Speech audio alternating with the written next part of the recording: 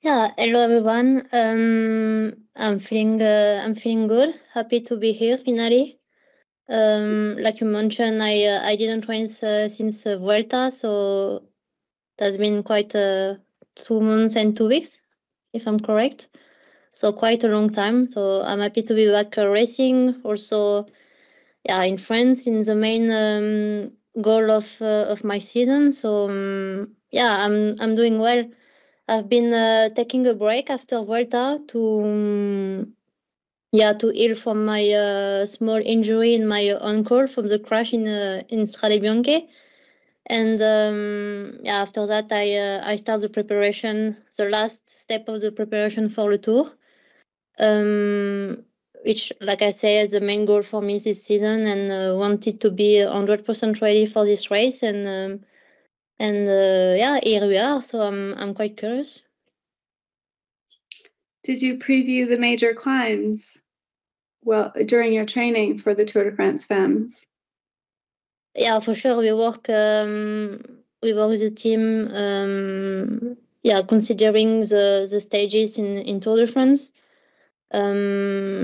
Yeah, mainly the Col de la Madeleine, who will be a really long climb and hard climb. So yeah, for sure we train specifically for that, and yeah, try to be the best as possible for this event. My last question is, since you weren't racing, were you able to watch some of the races, maybe the finish of the Vuelta with Vollering, the Giro d'Italia with Elisa Longo-Borghini and Marlene Rousseau and Sarah Giganti, just to sort of compare how they're doing and maybe have any insights as to how you might be able to race against them at the Tour de France? Yeah, to be honest, I just look at the finish, and yeah, for sure I kept an eye on my teammates. But I don't want necessarily to focus on the other girl, because yeah, I have my own way to do things, and I just want to stay like I am. So yeah, for sure I keep an eye on the result and everything. But yeah, I just want to focus on myself and to don't try to be disturbed by other things. So yeah, I've been a bit quiet, but yeah, still an eye on what's happening in the cycling world. Thank you. Bram? Yes, I had some questions about your training, but let's first ask, are you nervous? No, I'm really happy to be here, but I can't say I'm nervous. I'm for sure a bit of pressure because I want to do well and I prepare for that. But yeah, I can't say that I'm nervous, it's just normal pressure and good pressure, because I want to do well, and that's all the work we did that will pay off. So I'm more happy and exciting than nervous. Okay. Then my second question, your coach Rutger said the classics were a little bit inside of your comfort zone still, with your mountain bike history. But then after you did a lot of altitude, how did you experience the getting out of your comfort zone and to be on altitude for so long, not racing? How was this couple of months for you? Yeah, it was really good. I really enjoy it. For me, the main goal of the season is this race, and just wanted to do the classic, to be back in the bunch and to experience also a bit more hectic racing. And yeah, I did quite well with Flanders and also Roubaix. So yeah, I really enjoy all this period. After that, I was not feeling 100%. And yeah, it was a bit more complicated in Amstel and Liège.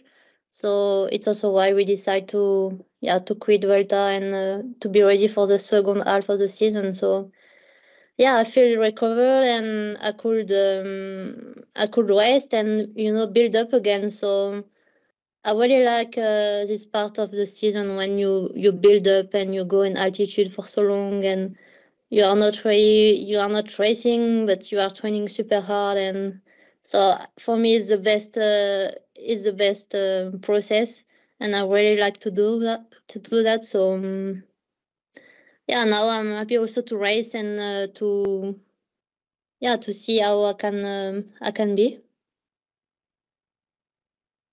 Dan? Yes, thank you. Hi, Pauline. Sorry, my video doesn't work this well, so I guess you cannot see me, but it doesn't bother for the question. It's a two-faced question, actually. The topic is that you're about to start a 9-day race, and that's quite new. But do you remember your last 9-day race? It was a long time ago, I guess. Yeah.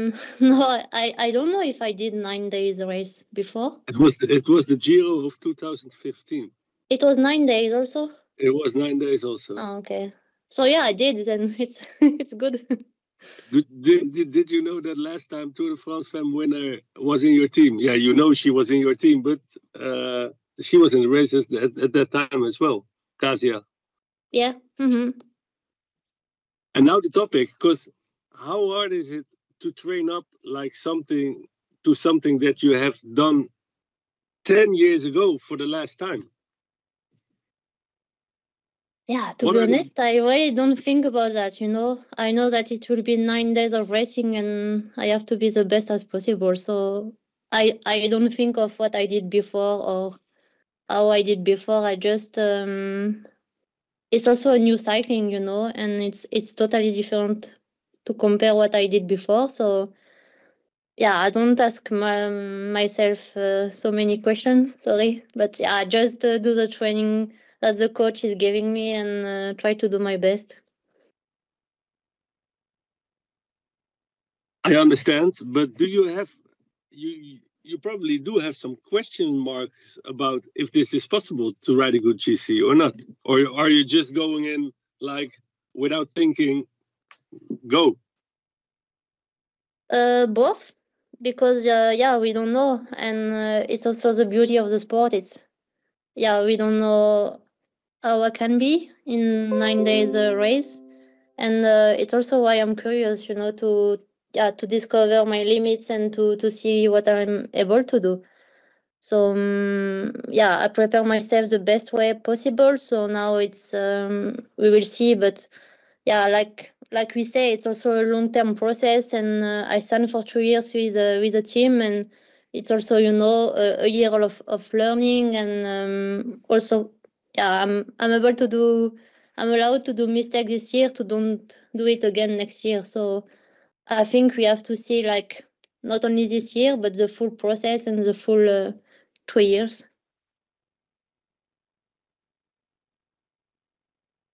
Kirsten? Oh.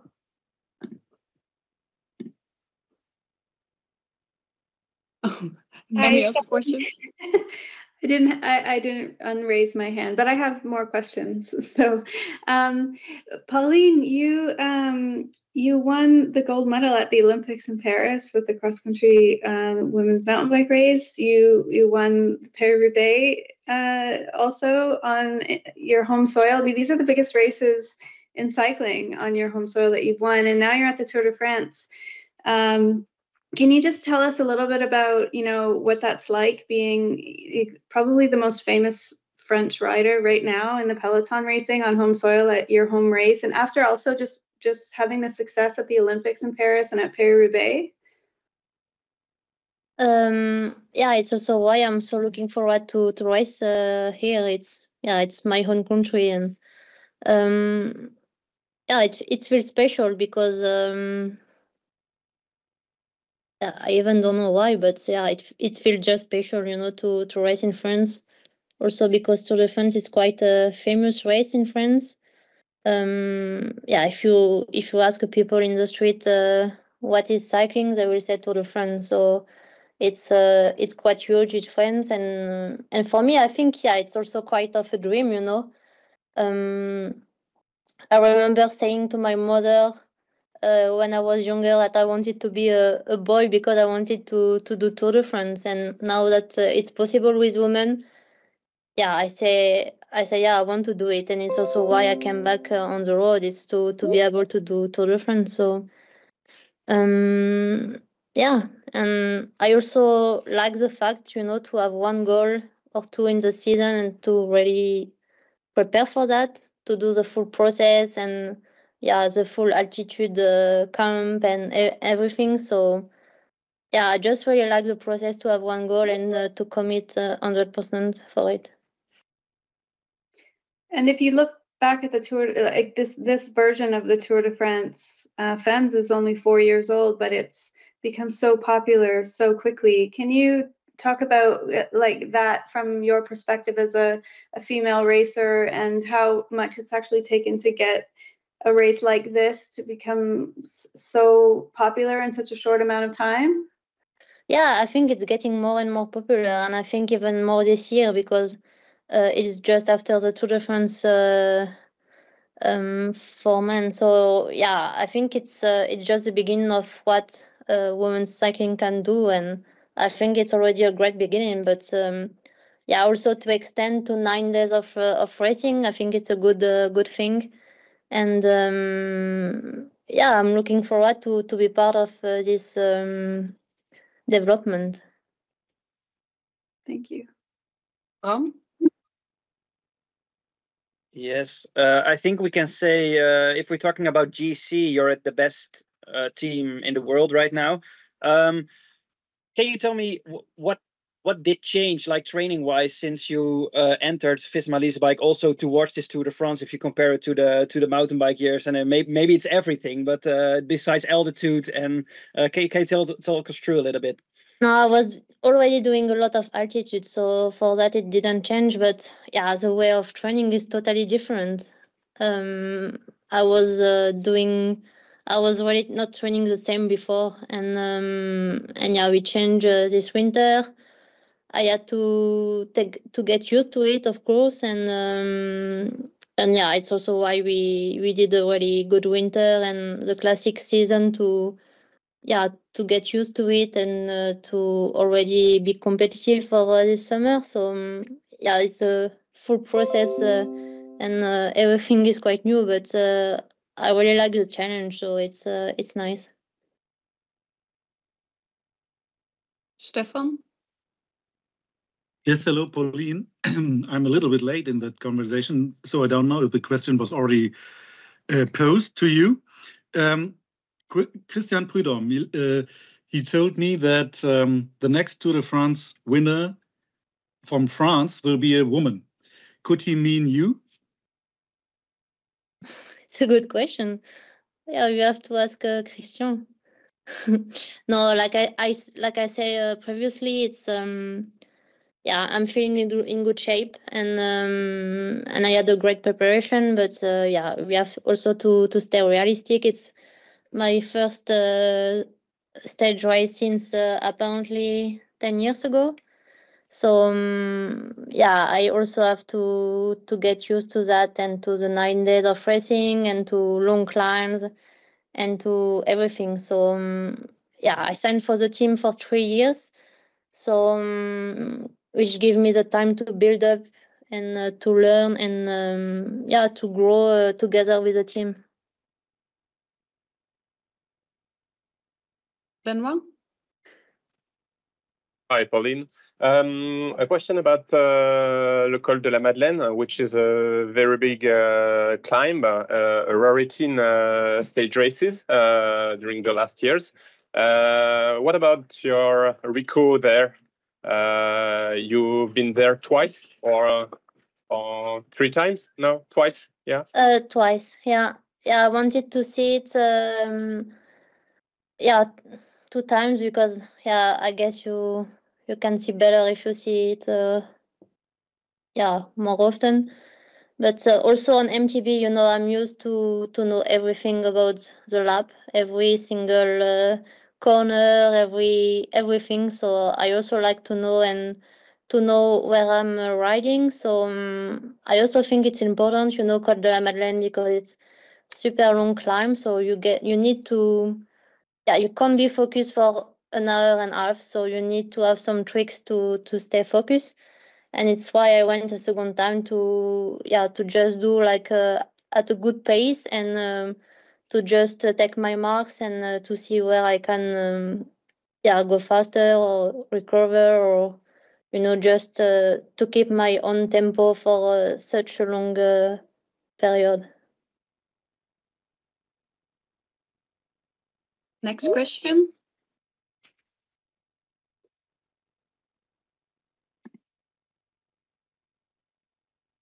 Bram? Yes, you're new to the game, you're in the process.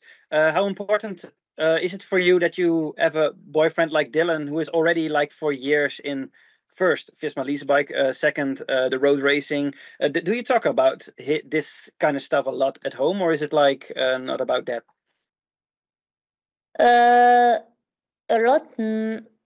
Yeah, I can't say that we speak a lot about it, but yeah, for sure he's my best support, and he understands me like 200%. So yeah, it's really nice. But also what I like with Dylan is not like, giving advices, or he just here if I need, and if I don't, then he just stay in his place. And yeah, I think I really like the fact that I feel, like myself and free. But when I need, I can still come to him, and yeah, he will be more than happy to help me. So yeah, it's really good to share the same passion and the same work. Kirsten? So Mariana, your teammate Mariana, has raced in the Tour de France Femmes for all of the editions, and she's won stages, the green jersey, she's worn the yellow jersey as well. Has she given you some insight into what you can expect for this Tour de France? Not yet, because we just arrived this afternoon, so I didn't have time to chat with Marianne, but for sure in the next days we can speak more about it, and about yeah, the full we already have the full plan, but like more like yeah, more small advices and things like that. I will not come to her and to say, yeah, man, what I have to do, but it's just more like, like to exchange and to speak together. Okay. Meg? Hi, I was just wondering how you think that the skills that you've built in mountain biking kind of translate to the road race, if maybe it gives you an edge. What do you mean? Sorry, just like the way that, like the skills that you built in the mountain bike discipline, how being an interdisciplinary rider kind of helps you in the road racing as well. Yeah, I don't think it's yeah, it's totally different. So I can't say that it helped me, because on the road you have much more speed, which is quite scary sometimes. And MTB you don't get so fast, but it's more like technical, and you have to jump, and so yeah, it's a different technique. And to be honest, I had to get used to it, and to say, okay, Pauline, now you don't think, you just go, and so yeah, it's quite different. Also to stay focused, for so long in the bunch. On MTB you are quite fast alone, or you also choose your own line and everything, but in the bunch sometimes you just can't do what you would like to do. So it's also like accepting and staying calm, and yeah, also be like always focused. It's super important. I think we underestimate, the mental aspect of road cycling, because even if you are in the bunch, like not full gas, like for 3-4 hours, it's mentally it costs you a lot of energy, and it's hard to stay focused for such a long period. Benoit? There is no TT on this tour. Do you think it's an advantage for you, or not a disadvantage? Or because at the beginning of the season you said that you had a lot of work to work on TT bike and position aero. What's your opinion about the lack of TT on this tour? Yeah, I mean, for me, yeah, I think it's a bit easier for sure, because I could focus more on what I had to focus, like the long climb and yeah, other stuff. So if it was also a TT, it will have add like a bit more work again. So yeah, for sure it's better not this year, but yeah, when you have to, you have to. So, and I didn't choose the lap, I want to say, because a lot of people asked me. So no, I was not involved in the parcours, and but yeah, I really like the fact, maybe it's stupid, but that you know that we can cross France, starting in Bretagne and yeah, going to Clermont-Ferrand and to the Alps. I'm happy to don't go for my first tour like not in France. So I'm happy that it stay in France and can be like a real Tour de France.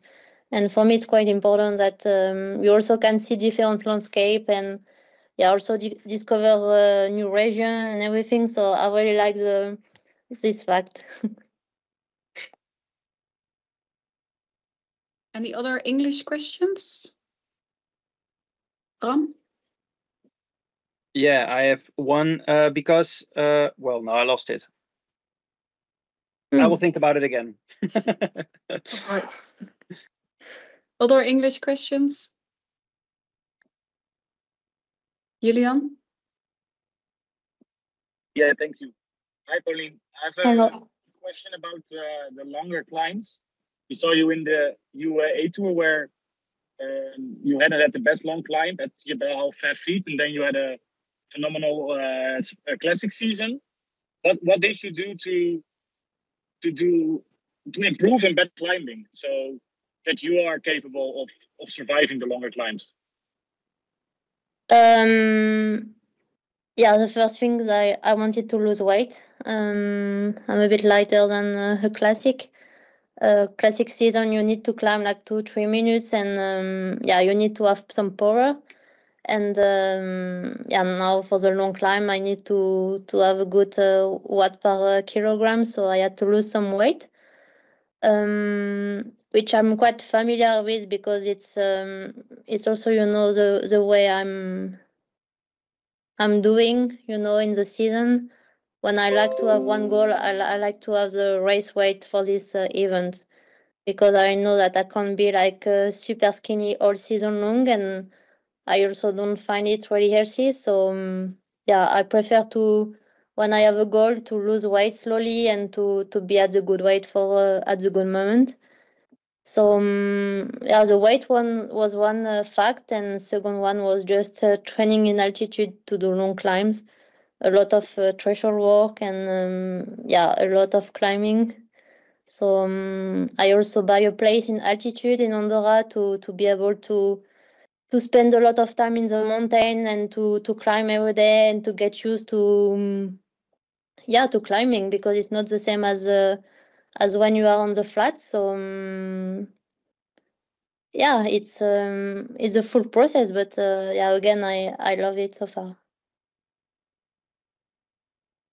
Thank you. Did you find your question? Yes, I have it. It's about your injury, your ankle injury. Because correct me if I'm wrong, but you crashed in Strade Bianchi. After that, you had like the ankle injury. You won Paris-Roubaix with it, and then after it, how long did it take to fully recover after you took the break from the Vuelta and everything? Way too long. No, I had 3 times antibiotics. I had to go 2 times to hospital to clean it. So it was, yeah, every time I was stopping with antibiotics, I got sick. So yeah, we say something is wrong. And yeah, first time I got really sick was in San Remo after, yeah, just before Roubaix. And yeah, I was just a bit, you know, like surviving and was not really healthy. And I was quite tired because of that. So yeah, already Amstel, I was not feeling 100%. And yeah, I kept going like this, which is quite stupid. And in Vuelta, we decided that it was a good moment to rest and to completely heal this injury. And from there, you had to build up from zero again, or was it like not the case? You could keep the condition a little bit during this time, or was it just like rest all the? Yeah, no, I had to take a rest because I was quite tired. And also, you know, when you keep like training, the body is not really healing. So yeah, it doesn't make sense, you know, if I stop Vuelta to just continue with training. And so I just stopped completely with training, and then we build up again. But we had quite a lot of time, so I said to myself it was also a good period to take this break and to prepare for the second half of the season.